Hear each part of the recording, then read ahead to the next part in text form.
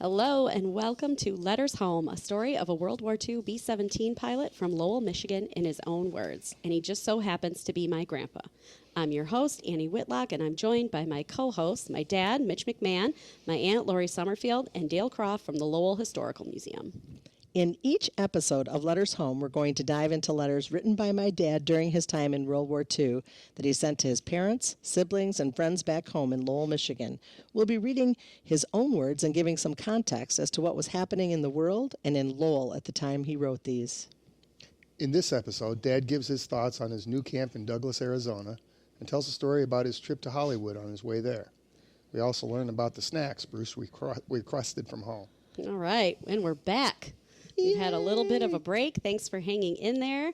We had to take a break so Dale could go on a much-needed vacation.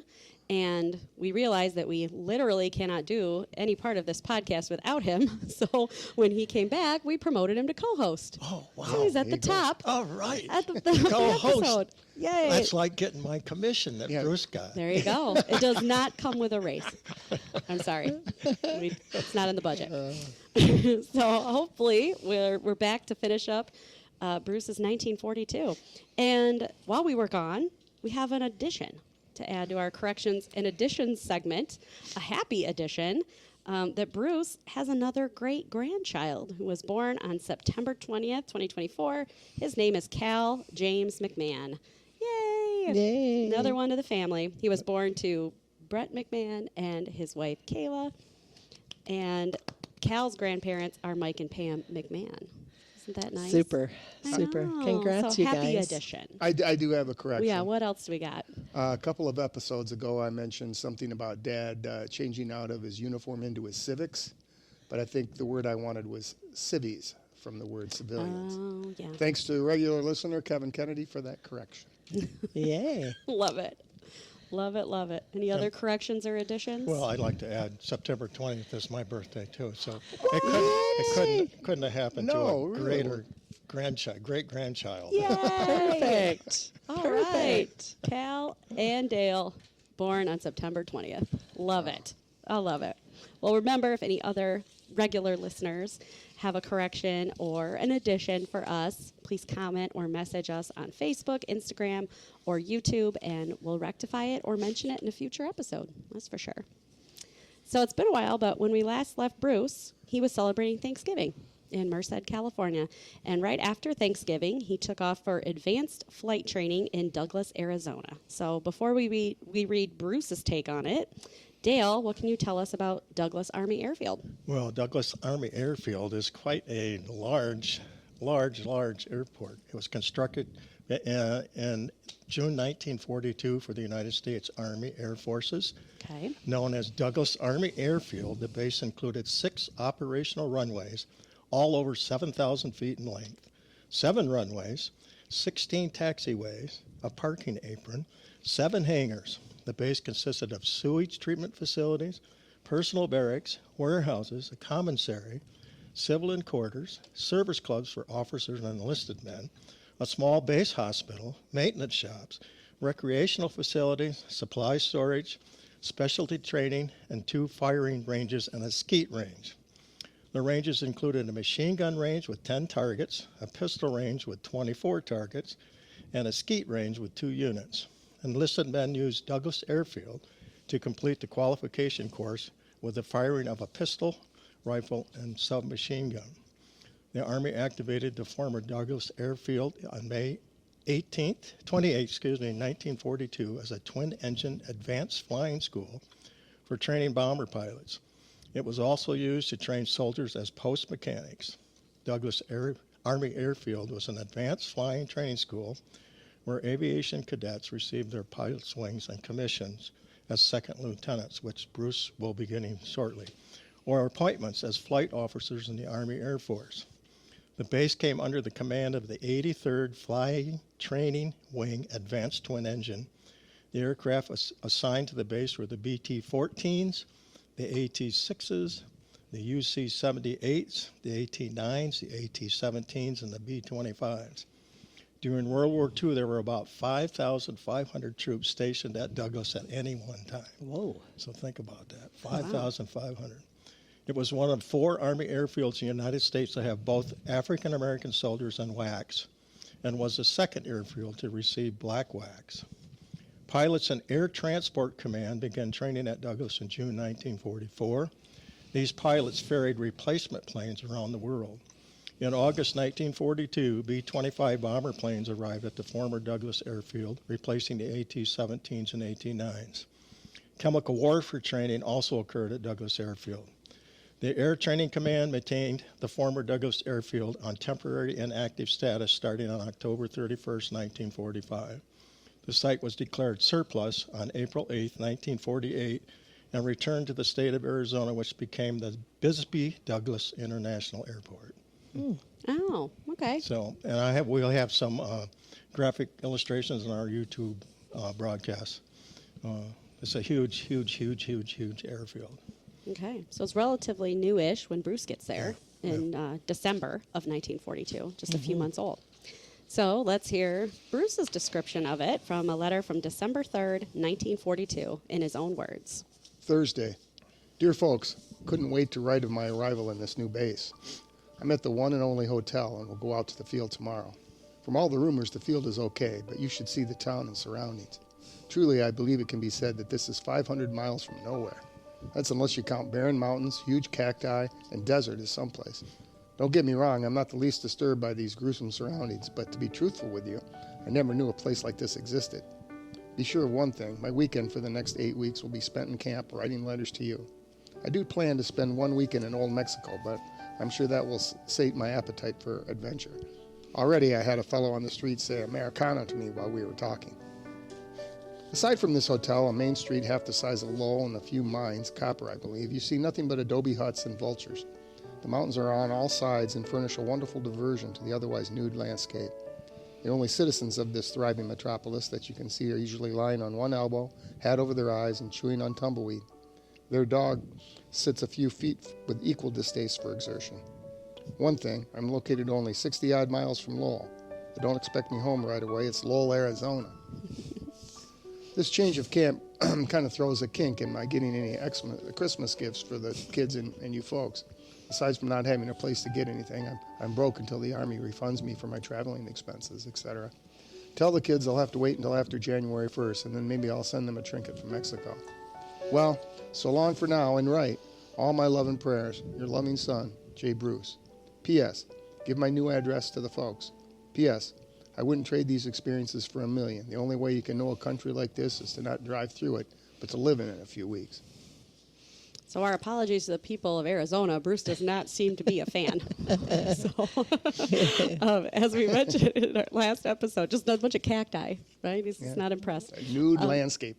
So as we mentioned in our last episode, Bruce was excited to be able to fly the bi-engine plane in Douglas. And on December 6th, he wrote about how much he's learning there in his own words. This camp is certainly in the rough stages. Nevertheless, the flying is really okay. This big job, twin engines, really handles beautifully. Of course, there are a few gauges and levers stuck here and there. You should see them all. It takes 2 men just to pilot one of them. But yours truly is really getting everything pat.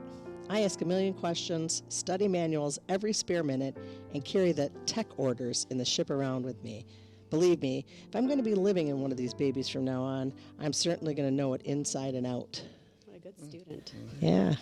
Another exciting part of Bruce's training, that Dale even mentioned, is that he has passed his last physical exam, and he has a fun little secret to reveal about this. So, in his own words. Friday. Dear Mother and Dad, the first thing is, I passed my 6-4 physical exam. Yippee! That's the last one before I'm commissioned. In fact, it's my officer's exam. I haven't said too much to you about my physicals, but believe me, I was sure worried about them, and this one, final one in particular. Well, it's all over and I'm accepted.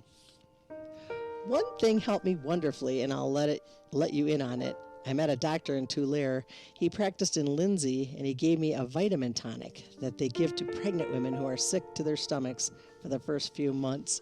Well, I wouldn't want the fellows around here to know I was taking that kind of medicine, but it has done wonders for my vision, plus plenty of prayers. Yeah.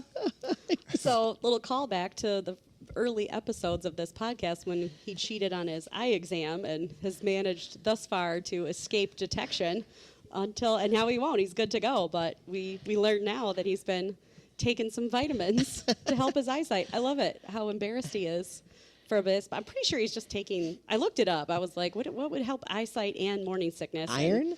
Iron? Yeah, vitamin B6 or something. It's probably okay. just nothing to be embarrassed about, but I think it's quite funny that. The bees are good, yeah. But he keeps referencing how he's going to be graduating soon, so this is the end, the last physical exam, and he talks about getting his commission. So, Dale, what does that mean exactly? Well, when Bruce received his commission, he was assigned to a B-17 airplane, which meant that he was no longer just a pilot. He was now an airplane commander, charged with all the duties and responsibilities of a command post. He was now flying a 10-man weapon. It was his airplane and his crew. He was responsible for the safety and the efficiency of the crew at all times, not just when he was flying and fighting, but for the full 24 hours of every day while he was in command.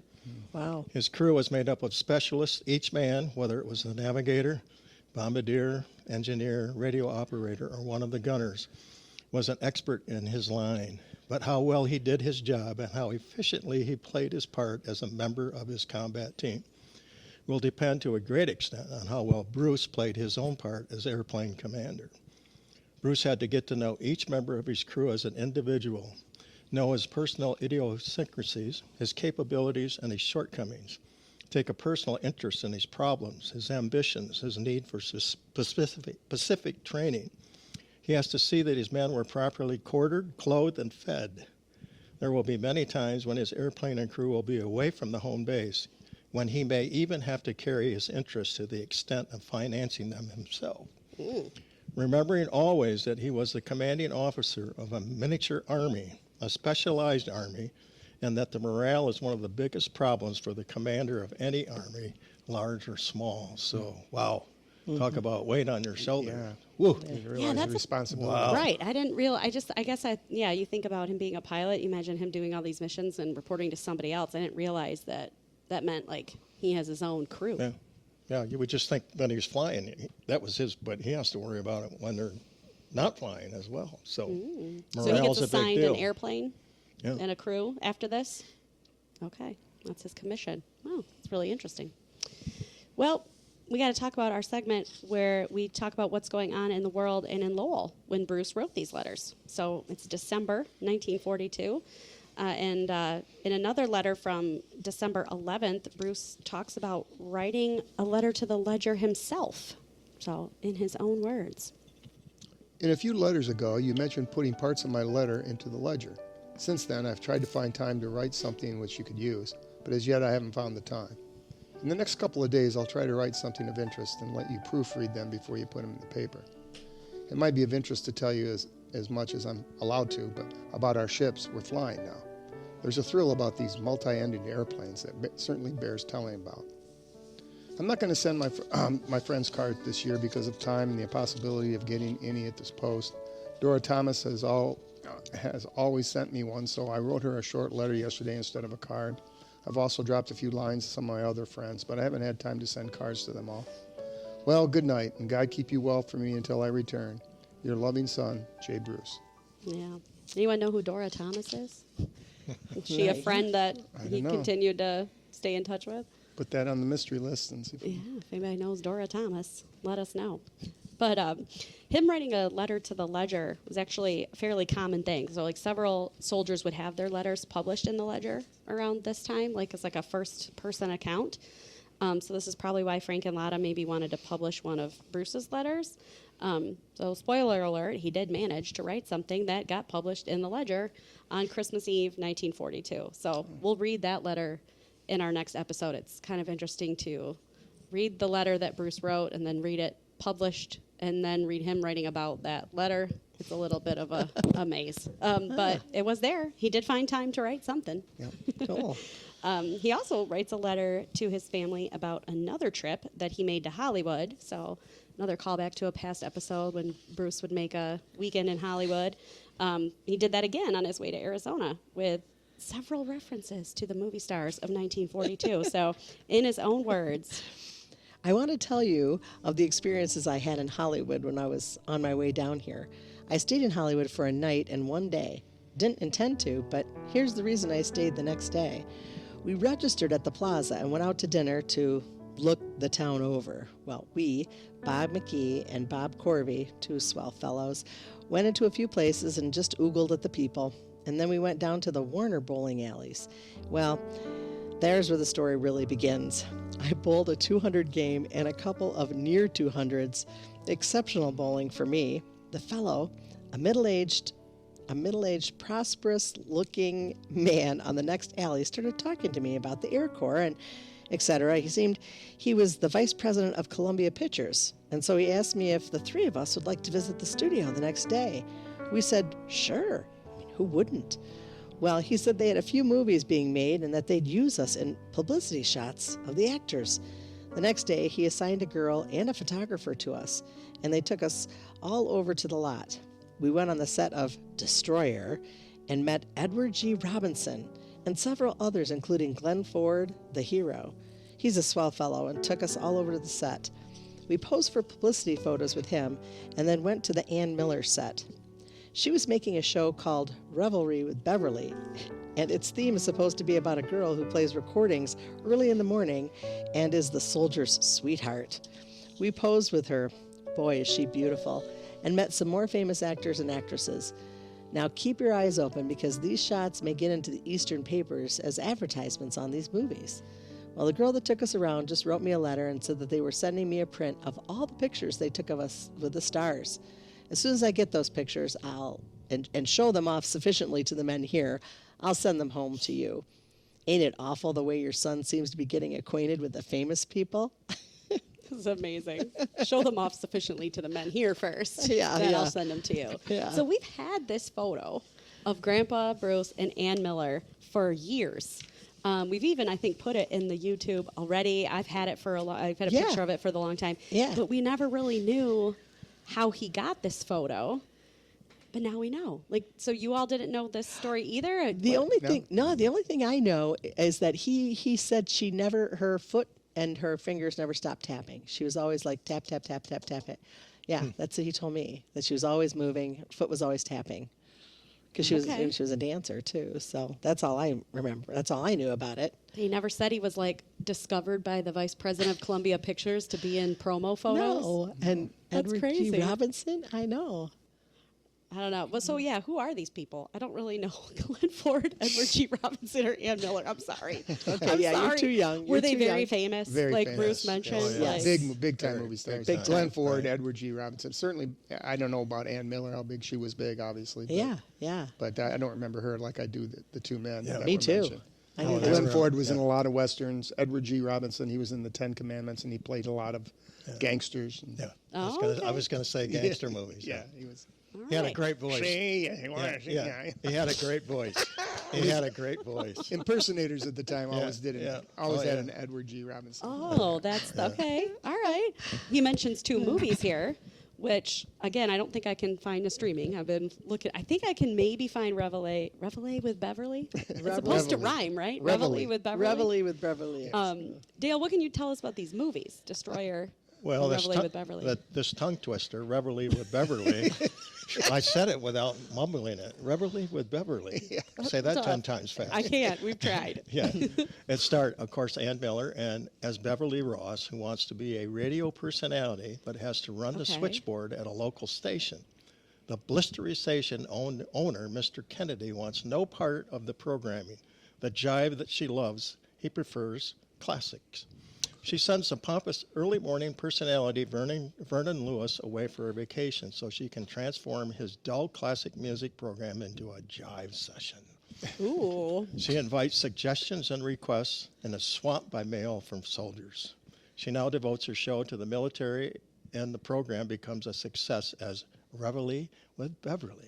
Yay. Much of the film consists of musical numbers, visually representing the records she plays. The thin storyline connecting the songs concerns itself with Beverly and Lewis trying for control of the show, resulting in Beverly constantly leaving and returning to her old job at a record store.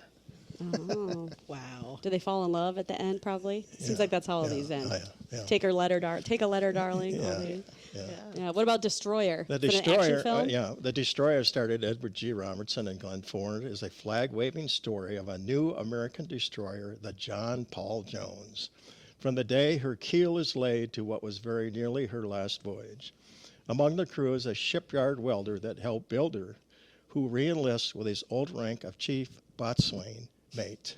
After failing her sea trial, she is assigned to the mail run until caught up in a desperate battle with a Japanese sub. After getting torpedoed and on the verge of sinking, the captain and crew hatch a plan to try and save the ship and destroy the sub. Sounds familiar. I think I've seen it. Have you really? I think Seems so. also like a plot of a lot of different war movies, but this one was That's a the war way it movie was. during the war. You know, Mitch and I are at that age where those war movies that forever. was our typical movies that we Yeah. saw. All right. Well, I thought I looked this up. I'm gonna try. Obviously, I'm always gonna try to like watch these movies. I want to see, and I thought maybe Reveille with Beverly. I thought maybe that one was on like Turner Classic Movies. You got to watch any movie with Edward G. Robertson just to get his Okay. voice. I mean, All right. you could get him in any movie. I think you know who he is, Yeah, but you you just don't probably do. recognize The his. Ten You just don't Commandments. recognize his name. No, Yeah. probably not. Right. Yeah. So okay, this is good. So he met all these people. Yeah. We had a nice day out with Ann Miller, Glenn Yeah. Ford, and Edward G. Robinson. All right. It pays to have some elderly people on your It does. podcast. Yeah. Thanks. It saves me a lot of googling. Well, we're going to finish today with another part of Bruce's December 6th letter where Bruce makes some holiday requests. It is getting to be almost Christmas now in Bruce's world. So, in his own words, Seeing as how our PX is so new, it doesn't even have peanuts. I'd appreciate if you could send me 1, some stationery, 2, airmail stamps, 3, ask Helen if she could send me a couple of cookies and maybe a piece of fudge or divinity. There, I'm not a bit bashful, am I? Seriously, though, the mess hall isn't so hot here, and if I had a cookie to nibble on, even if they were store cookies, it would be swell. I like it's just like no peanuts even. Yeah, come Just on. want some peanuts. And so again, there might be some listeners who, like me, do not know what divinity is either. Can anyone explain what divinity is? Joe Ritzma gave it to Dad almost every Christmas that I'm remembering. She sent it over, and it was always white. And I don't think I cared for it too much because, of course, I like chocolate. It's like a white fudgy. Air well, you kind of- bought some. So I we're happen gonna, to have some gonna have- divinity right here, So which you I taste know it and- we're in audio format, so you can't see it, but it does look like the consistency of fudge, I'll take and it is white. Here, you can have a little piece of I'll this, take Dale. a picture of it and put it on Oh our yeah, for YouTube sure. thing. So, first of all, this was an ordeal to obtain. Divinity is not sold really anywhere locally. I had to get this on Etsy. It looks like marshmallow. It does, and ship it from Washington State. I wasn't going to try to make divinity because that recipe looked intense. Okay, so I'm going to eat it now. Oh, that's pretty good. Yeah, it's very good. What does it taste like? It's Vanilla? not. I don't know. There's not really a lot There's of. not even a vanilla to it. No. I'll say Doesn't it's almost have- as good as Joe Ritzman's. I'll say that. It Almost doesn't as have good. any really much flavor at all. Kind Like of sugar. reminds me when we used to eat paste in 3rd grade or 2nd grade. Remember those days? It looks like paste. Yeah, It looks like paste. When we stuck our fingers in there to take a bite, it kind of reminded me of the old It white looks paste. like maybe frosting, but it's not even as sweet as I thought it was going to be. It's the consistency that's hard to get, I think. Yeah. Yeah. Well, the recipe involves like a lot of patience, a lot of equipment. So, I We'll get a mean, picture of it. maybe Helen was really good at making divinity. So any of you people out there who make divinities, feel free to send some our way. Yeah, because this it was not worth the money it took to ship here. Well, I don't know. I'm gonna have another. not little bad. Bite. I'm gonna have another little bite. Yeah. I'm sure my kids will eat it. That's Oh, for sure. Anything remotely sweet, I'll make it work. Oh yeah. Well, it was a little surprise for us all coming back from our break, a little divinity snack awesome. for us. But now we can really see what Bruce was hankering Missing. for He was in the really missing holidays, what he wanted Helen to make. Well, that's probably a good place to end for today on our movie talk and snacks. Our next episode is going to be the last few letters that Bruce wrote in 1942. And so that kind of finishes off our season 1, our first year of the war. So Hopefully we get renewed for season 2. I don't know. Come on, pick us up. We'll Pick see. us up. So thank you for listening to Letters Home. We hope you continue to listen as we go through Bruce's story. We have lots more to go. You can listen to Letters Home on Spotify, Apple Podcasts, or the Lowell Historical Museum website and YouTube channel. New episodes drop every Thursday. The Lowell Historical Museum has digitized versions of Bruce's letters so you can read them in full, along with primary sources for most of the people, places, and events we've talked about here today, plus more. You can also follow the Lowell Historical Museum on Facebook and the Letters Home podcast on Instagram at Letters Home Lowell. Thank you to Roger McNaughton for our podcast music and to WRWW 92.3 FM for letting us record in their studio at Lowell High School every week. Tune in or stream WRWW at lowellradio.org. See you next time.